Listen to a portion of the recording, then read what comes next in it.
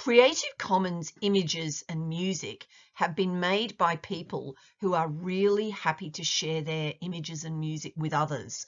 All they need us to do when we put these things in our presentations is just to acknowledge their name. That's all they're asking for. So Creative Commons images and music are really great to use. So basically, you can recognize that something is a Creative Commons image or piece of music if it has two C's inside a circle. That stands for Creative Commons. So on the right-hand side of this slide, where the little blue creature is talking, the image at the top is a license that means that you can do anything at all to the image or the music. You can change it, you can muck around with it, as long as you say that it was originally made by and name the person.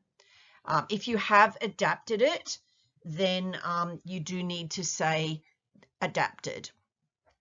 Now the image down the bottom is a different kind of license where the person is happy for you to do anything at all to their music or art, but they don't want you to make money out of it. You're just allowed to use it for homework or for blogs or for anything you're doing where you're not earning money. So there are actually 6 Creative Commons licenses, but these two are just examples of them. So the most important thing to do when you've just used an image in a presentation is to make sure that you always use a caption to credit the photographer that made the image. So what actually is a caption? So on the left of this slide where the little yellow creature is talking, there's actually a caption underneath the picture there. So a caption can sometimes be inside a little box, or sometimes it can be written as either a title or a few sentences. So a caption can be very, very short, or it actually can be a few sentences explaining what a picture is about. But the important thing when you're using a Creative Commons image is to make sure that you acknowledge who actually created the image. So how do we find Creative Commons resources when we're doing a Google search, for example? Well, let's just say in this example here, I'm looking for tigers. So the first thing that I did was I clicked on the images menu tab. And so of course that brought up a whole lot of images of tigers, but at this point, the images are not all Creative Commons. There's a lot of photographers there who wouldn't appreciate you popping their photo into your presentation. So how are we going to make it so that you just end up using images in your presentation where the person is really happy to share their image with you? So what you do is you've gone into images and clicked, and the next thing you do is you click on tools. So you can see there I've got the red arrow to the right of the slide is clicking on to tools. So when I click on tools, a new menu bar comes up with a number of items on it, but the one we care about for now is usage rights. So I click on the little drop down arrow next to usage rights and I choose Creative Commons licenses, and I put the tick there.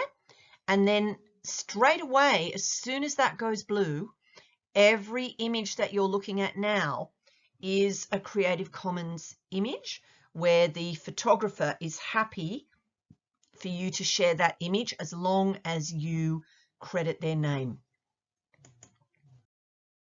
So where can we go to find Creative Commons images? So really, you just pop into Google royalty-free images, or you can put into Google Creative Commons images, and you'll find all these fantastic websites.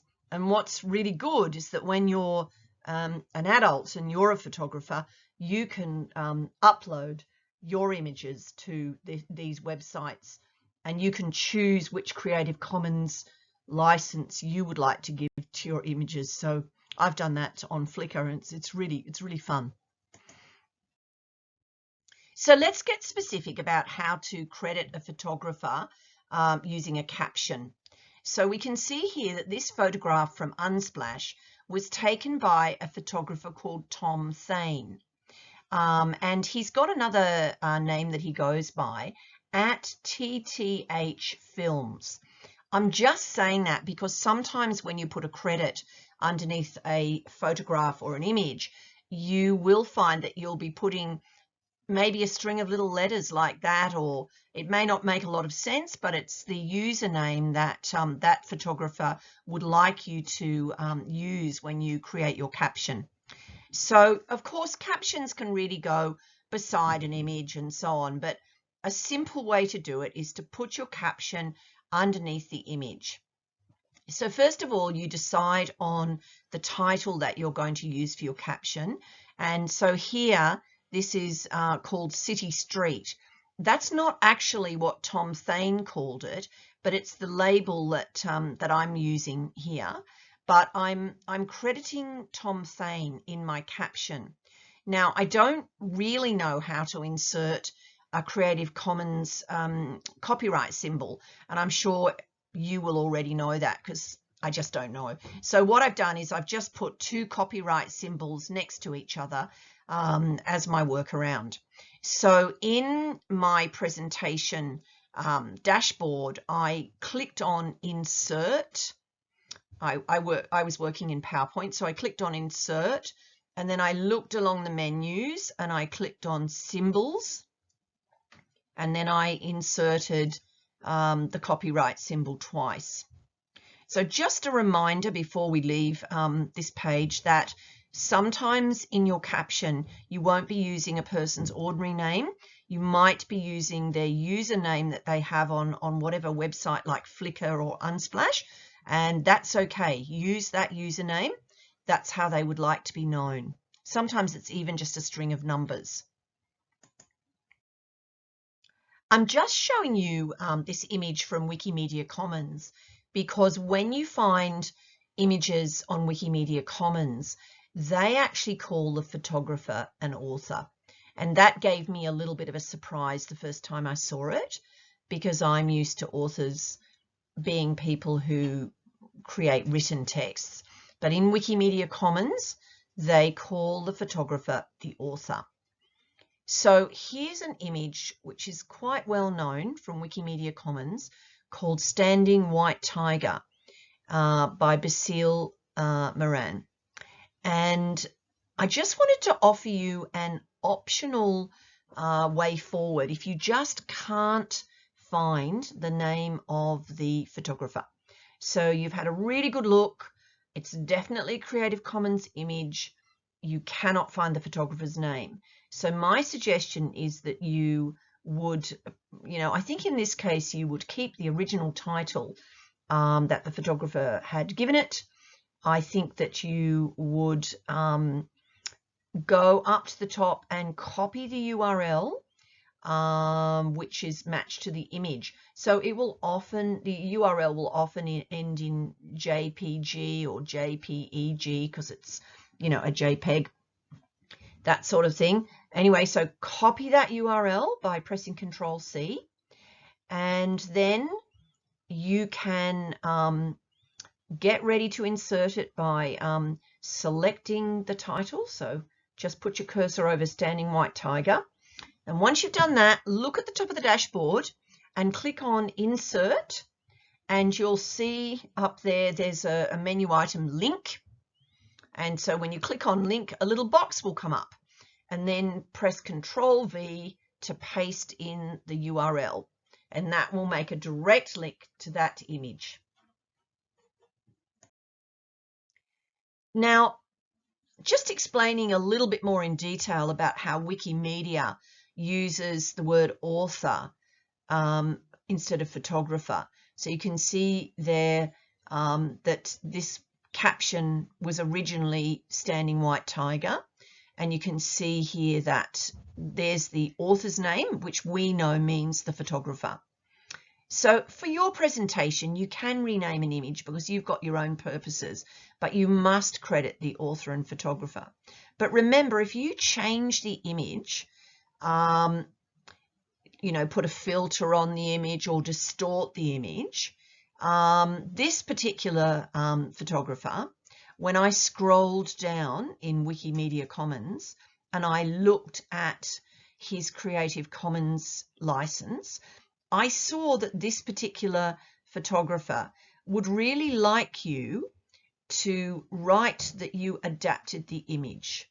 So he's absolutely fine with you changing his image, but he has put in his Creative Commons license that you are to say that the image has been adapted. So you're acknowledging him, but you're also explaining that you have adapted the image. So how do we find Creative Commons music? Well, there's a site called Jamendo, which is pretty good, but you have to sort of sign up for it in general. Whereas Bensound has a tab on the main menu for royalty-free music, which you are allowed to download without having to sign up for anything, which is great for students because you don't want to be giving away your email address and stuff unnecessarily. It's just not appropriate. So basically, when you click on the download black bar beneath, you know, the music, you can play lots of the music first to see what you would like to accompany your presentation. But once you've actually decided that you like a piece of music, then you can click on download. But it's very helpful because when you click on download, you just get a little box with notes explaining the kind of license and you know what you can use it for. So rest assured, you can use it for school assignments. But what they ask is that on the credit slide at the end of your presentation, and I know you would be acknowledging where you found other information, but along with that on the credit slide, make sure that you have written music and then the website for Bensound, because that's really what they want you to do to acknowledge where you found your music for this presentation. So remember, Creative Commons is an absolutely fantastic set of licenses, and creative people are always making images and music, and they're happy to share with other people with Creative Commons licenses. And remember that when you're an adult, you'll be able to join that Creative Commons license community, and you will be able to share your Creative Commons images and music. And I suppose the really big take-home point, when you have an image in a presentation, remember to put the photographer's name underneath in a caption. And when you have put Creative Commons music in a presentation, remember to put a credit on the last slide of your presentation.